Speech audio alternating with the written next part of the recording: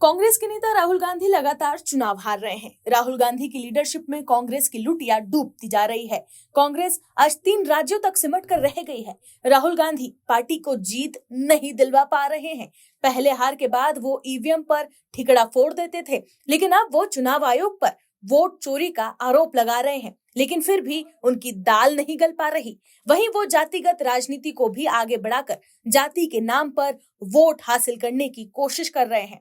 जातिगत जनगणना से लेकर जातिगत आरक्षण बढ़ाने से लेकर तमाम मुद्दों पर वो खुलकर राजनीति कर रहे हैं। लोकसभा चुनाव 2024 के दौरान राहुल गांधी ने पत्रकार से भी जाति पूछ ली थी। वहीं बॉलीवुड से लेकर सेना में कितने लोग किस जाति के हैं वो कहकर भी उन्होंने राजनीति करने की कोशिश की, लेकिन नए सीजेआई सूर्यकांत ने आते ही खींच डाली बड़ी लकीर। क्या है खबर, बताते हैं आपको इस रिपोर्ट में। दर्शकों, जाति के नाम पर राहुल गांधी जमकर राजनीति करते हैं। राहुल गांधी ने कई बार दावा किया है कि मोदी सरकार ने दबाव में आकर जाति जनगणना की घोषणा की, लेकिन ना तो वो सच्ची जाति जनगणना कराएगी और ना ही आरक्षण पर लगी 50% की सीमा को हटाएगी। वहीं दूसरी तरफ देश के मुख्य न्यायाधीश सूर्यकांत ने आते ही एक बड़ी लकीर खींच दी है। उन्होंने एक बड़ी बात कह दी है जिसे देश के हर पक्ष को समझना चाहिए। सीजेआई सूर्यकांत ने कहा कि हम चाहे कुछ भी करें, हमें समाज को जाति के आधार पर नहीं बांटना चाहिए। भारत के मुख्य न्यायाधीश सीजेआई सूर्यकांत ने महाराष्ट्र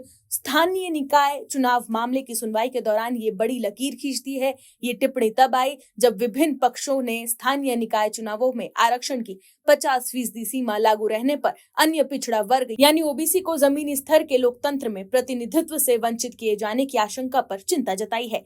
जस्टिस सूर्यकांत ने 24 नवंबर को यानी एक दिन पहले ही सीजेआई पद की शपथ ली है। वरिष्ठ अधिवक्ता इंदिरा जयसिंह ने आरक्षण का समर्थन करते हुए कहा कि चूंकि महाराष्ट्र के कई इलाकों में आदिवासी आबादी अच्छी खासी है, इसलिए उन इलाकों में अकेले SC/ST आरक्षण ही 50% होगा। ऐसे में ओबीसी आरक्षण के लिए कोई जगह नहीं बचेगी। उन्होंने ये भी बताया कि 1931 के बाद कोई भी जाति जनगणना नहीं हुई है, लेकिन उन्होंने ये भी कहा कि अब एक नई जनगणना प्रस्तावित है जिससे ओबीसी जनसंख्या प्रतिशत निर्धारित करने में मदद मिलेगी।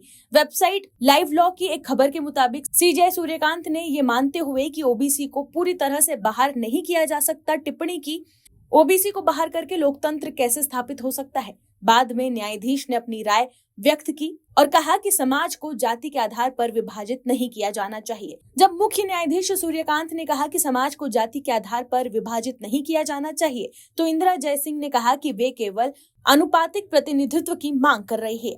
ये पहली बार नहीं जब मुख्य न्यायाधीश सूर्यकांत ने जाति विभाजन के खिलाफ बात की हो। फरवरी में बेंगलुरु स्थित एडवोकेट्स एसोसिएशन में अनुसूचित जाति, अनुसूचित जनजाति और पिछड़े समुदायों के वकीलों के लिए आरक्षण की मांग वाली याचिकाओं पर सुनवाई करते हुए न्यायाधीश ने कहा था कि वो बार के सदस्यों को जाति धर्म के आधार पर विभाजित नहीं होने देंगे। मंगलवार को सुप्रीम कोर्ट में मुख्य न्यायाधीश सूर्यकांत और जस्टिस जय मालया बागची की पीठ महाराष्ट्र के स्थानीय निकाय चुनावों में ओबीसी आरक्षण के मुद्दे पर सुनवाई कर रही थी, जो 2021 से रुका हुआ था। दिसंबर 2021 में न्यायालय ने ओबीसी आरक्षण पर यह कहते हुए रोक लगा दी थी कि इसे ट्रिपल टेस्ट से संतुष्ट होने के बाद ही लागू किया जा सकता है। बाद में राज्य सरकार ने स्थानीय निकाय चुनावों में ओबीसी आरक्षण के मुद्दे की जांच के लिए मार्च 2022 में जयंत कुमार बठिया आयोग का गठन किया। बठिया आयोग ने जुलाई 2022 में अपनी रिपोर्ट प्रस्तुत की। मई 2025 में सर्वोच्च न्यायालय ने बठिया आयोग की रिपोर्ट से पहले के कानून के अनुसार ओबीसी आरक्षण देते हुए 4 महीने के भीतर चुनाव कराने के निर्देश दिया था। पिछले हफ्ते ही सुप्रीम कोर्ट ने कहा था कि राज्य के अधिकारियों ने इस आदेश का गलत अर्थ निकाला है कि आरक्षण 50% से अधिक हो सकता है। यह स्पष्ट करते हुए कहा कि बठिया से पहले की स्थिति के अनुसार चुनाव कराने का निर्देश 50% की सीमा पार करने की अनुमति नहीं देता। पीठ ने मौखिक रूप से कहा था कि आरक्षण अधिकतम सीमा के भीतर होना चाहिए।